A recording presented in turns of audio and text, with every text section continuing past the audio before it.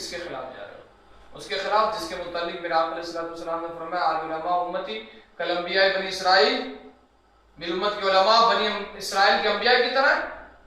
उसके खिलाफ जाना चाह रहा हो जिसके मुतालिक मेरे आका अलैहिस्सलाम ने फरमाया मन रा आलिमन फकद रानी फकद राल हक, जिसने आलिम को देखा उसने मुझे देखा, जिसने मुझे देखा उसने अल्लाह को देख लिया। और कमा क़ाल सल्लल्लाहु अलैहि वसल्लम। सोचने की जरूरत है, इल्म और उलमा से इतनी नफरतें ना करो, कल रोज़ क़यामत बहुत बुरा फंसोगे। तो हुजूर क्या फरमा रहे हैं?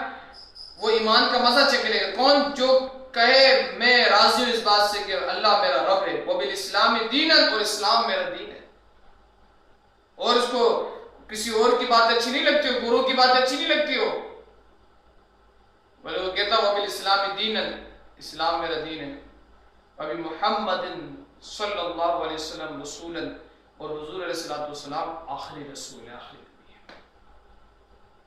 इस बात से जो राजी हो जाए, जिसका दिल और ज़बान एक हो जाए इस बात के ऊपर, तो वह ईमान का मजा चख लेता है। ये हदीस है। आए दूसरी हदीस की